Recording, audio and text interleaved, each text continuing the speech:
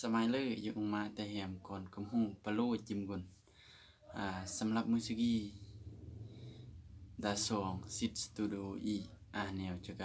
สรุไก่หม้อไก่เราไก่เป็นตุนอันก่อนกำหูอีนี่หนึ่งแล้วก็อันมือหนึ่งเลี้ยวก็ครออันหมอกต่อย่อสำหรับการที่ดีเกิดเมื่อชนเผ่ากำหูก็ขอลือในเมื่อเนี้ยแนวอำลือในเมื่อเนี้ยซึ่งโอ้ก็เบื่อเดโอกาสซึ่งลือเบียโอก็เบื่อเดมาย่ออาจารย์สอนเมืองกนนี่ซึ่งเกือก็เบื่อเดมอกเบื่อเดบนตูนตะโอเราซะการที่ดีเกิดเมื่อชนเผ่ากำหูนี่ก็ขอลือขออำลือปนย่อยัดดังนี้แหละสำหรับมือสกี้อีจิกายยังบรมย่อเราขอลือหรือว่าขออำลือของชนเผ่ากำหูเดียวนี่นะคือเมื่อแน่แนวคือลือเมื่อแน่แนวคืออำลือจานี่อีจิกายยังดะตอนกีเลยสำหรับข้อที่กระมวยนี่ก็มาขอลือยังอันเรียมก่อนกำหูเดียปะลุจิมกดอำลอยจิมขึ้นจิมโปรยงมาแต่แฮมเอ็มตาเมื่อยังอันลือยังอันรีเรายกลือของมา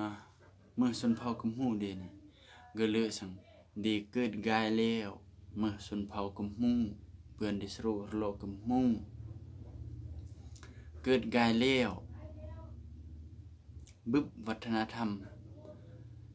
ในแบบของชนเผ่ากำหูฮิตของประเพณีที่เมื่อนเมื่อดาโลกีพอตรกเยี่ยงเราขอก็ลืออันนี้ก็มากจิมอันจิมแนวสำหรับคนกำหูอีบางคนนี่ก็อาจจะเนืองแล้วหรือว่าบาเนืองถ้าหากเมื่อที่ว่าบาเนืองนี่ก็อันหมอกอันเป็นตุนโยเดแน่เราดีสุกลือนำเมื่อแล้วที่ดีเกิดกายแล้วเมื่อชนเผ่ากำหูนี่นะแล้วข้อที่กระบ้าอะไรมือข้อยกำลือเนี่ยมากนะยังมาแต่แฮมอีข้อยกำลือนี่ตามอาจารย์เบือนมองเบือนเป็นตุนโตโอนี่เราซะข้อยกำลือนี่กูจะเกิดเคลื่อนโยกนที่ว่าเมื่อนักเรียนนักศึกษาหรือว่ากนที่กุดห้องเรียนนะที่ว่านำอายุกราว10 ปลายปีเคลื่อนจะรอนำ20 ปลายตามอาจารย์เพิ่นได้มอบมันเป็นต้นโอซาค่อยคืออำลือนี่ก็ย้อนมื้อกำหูดีจริงจุโสรอกำหูจุเป็นต้นรอกำหูย้อนมื้อกีมื้อมวยปัญหาที่ว่ากำหูอีต้องตระกึดต้องแบบรอแยะมังไต่ตองนั่นนี่นะลอยเยอะตลาดตะลีหรือลอยเยอะย่อบึบย่ออารมือบางคนส่วนมากสโลลงรอแยะรอกำหูดีทั้งที่เมื่อรอที่ดีเกิดกายแล้วที่บึบดีไม่ดีเนืองหัวแตงเมื่อจุสรุจุเหล่าโยกีเมื่อมวยปัญหาเดเมื่อจุดอ่อนของก้อนกำหูดีเลยโยกีสำหรับคอกีเนี่ยอันเกิดเคลื่อนยาเมื่อนี่ก็เลือกเปลี่ยนก็เปลี่ยนเลือกแปลงก็แปลงเมื่อหลังจะเราหลังเมื่อก้นเราปลุกกำหูดีเราเจียดลงเบอร์ลงตัลดลิงของมันเยอะสำหรับการโศกกันลดโลกกำหูดีเมื่อแนวเบรงเราซะดีสโลลดโลกกำหูดีแล้วเมื่อจิสโลเมื่อจิลดดีน้ำเปลเยียงวัฒนธรรมเด็กกำหูดีเมื่อจิเปลจะเยียงอันดีโยกีอาจารย์เน้นคอกีแล้วก็ขอต่อยอ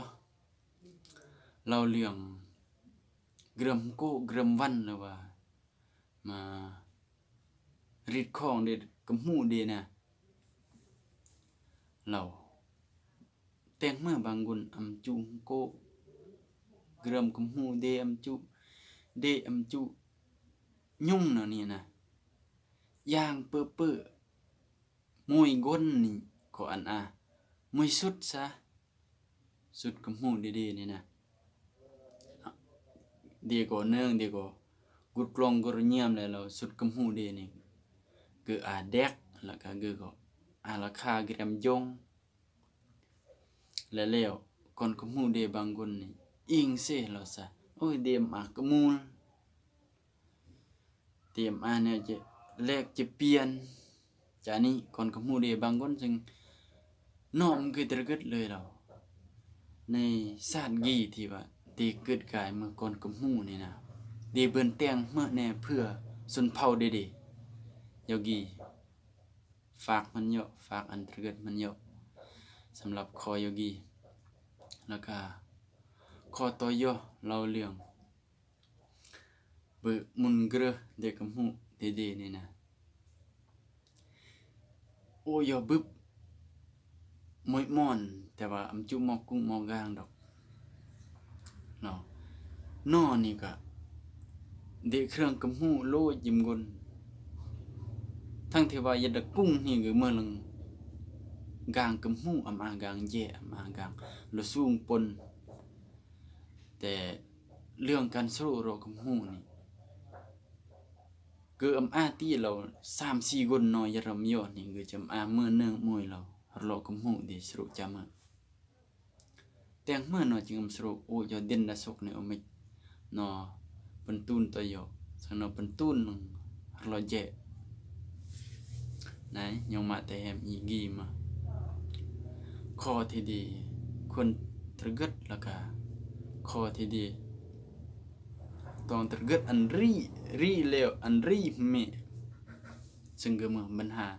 สำคัญมือจุดอ่อนเดียวก่อนกับหูดีเลยโยกีสำหรับบางคนนี่จุสโรจุเล่าเมื่อเลยโอ้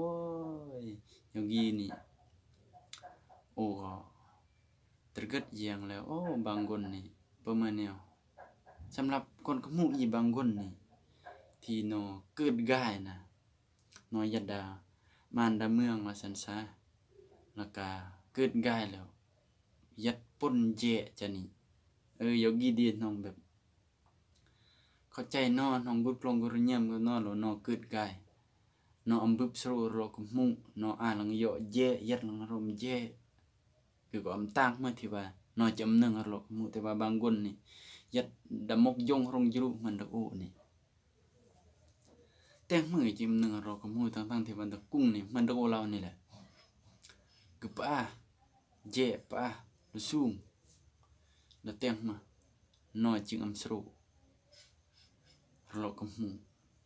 ยอกีเมื่อมวยปัญหาบางคนย่อแต่งเวียกหรือว่ายอกุดของห้ำของเฮียนมอนจามอนจงยอแต่งเวียกเดาหัวเสียงเวียงจันบอกยอแต่งกายเครื่องแบบประมาณกระเปกระปูลปีจานี่กายแล้วจุสโรรอกมุบางคนมาสโรโตตั้งที่โตพัดโลเจยอกีโอ้ตระกึดเลยนะกำหูเดปะโลจิมกนยอกีตระกึดฝากแน่ฝากอันโปะหมอก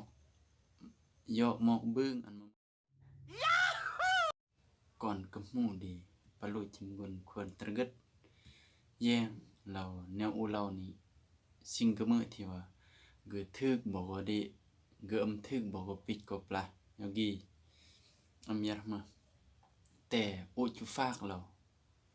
ก่อนกำหูดีเราจำขึ้นจำรอนะเมื่อที่เนื่องเราดีเกิดง่ายแล้วเมื่อสันเผากำหูมันยังอันเลยมันยังอันรีก่อนกำหูดีปะโลยิงกุนโอ้ใจเราเรื่องรอโซรอพระองค์ที่เผากำหูดีแล้วก็วัฒนธรรมของเผากำหูดีเราจะมาแค้นมาปีมาโตดมาเต้นครบเครียบมา บางคนอาจจะนึงมากกว่าอันบ่ตระกึดเยียงเราอันส่วนเผากับหูเดนี่เดเมื่อเจ้าของภา าษากำหูเต็มเจ้าของชนเผ่ากำหูเดมสรูเดมลรเดมแตงเดมแปลเดมเยงเมื่อจะแต่งอันเดบ่ตระกึดเยงอีก10 ปี20 ปีลงกาลนี่เกิดจะเมื่อเกิดเขื่อนกับชนเผ่ากำหูเดตระกึดอันรีกำหูเดถ้าหากคนกำหูอีนะอำสโรโรกำหูอำลรโรกำหูอำแตงแนวแบบกำหูแนวกินเอาในทุกสิ่งทุกอย่างที่ว่าเกี่ยวกับชนเผ่าดีๆนี่นะมือแตงจุมือจุนำจุรัดยุงเท่าตาเท่ามือเป็นหนึ่งจริงทีกนเท่ากนแก่เบรงแตงไก่เงินเยอะเงินนายไก่ดีมือกนเกิดเริ่มมีสิ่งกระเมื่อที่อำเลือดีกว่าปิดสิ่งกระเมื่อที่เกิดเลือแล้วก็เดืองไก่มือแบบอย่างหากเกิดเมื่อแนวนี้แล้วเรื่องเดียวบ่ตระกึดอย่างแล้วการก็เกริ่มกำหูเงินน้อยจะอาบ่แล้วกนสรูโลกำหูเนี่ยเงินน้อยจะอาบ่ตระกึดอันริกำหูดีการสรูโลกำหูนี่สำหรับชนเผ่ามือบังเด้เกิดจำนำมือแต่ว่าดีมือชนเจ้าของชนเผ่านี่เกิดสำคัญนะอยู่มาแต่แฮมอีเรื่องฮอดโลสรูฮอดโลพระโอมกีนะตระกึดอันรีถ้าหากเกิดเรื่องเยอะแล้วก็จะเกิดแนวมือกับชนเผ่าดีๆก็จำไปมือสรูโลกำหูจำไปมือเด็กเมื่อเด็กเต็บของเผ่ากำหูเรื่องเยอะก็จะไปแล้วเผ่ากำหูย้อนก่อนกำหูเดบางคนนี่เราปักลากเรื่องมันเราบ้าหรือว่ามีมือชนเผ่ากำหูบางคนนี่เอาเราแย่เราตะมอยหูเราเยอะชนเผ่าดีๆนี่ตัวจริงนี่ดีเราย้อนบังกะเบรียงสันย้อนเดมือชนเผ่า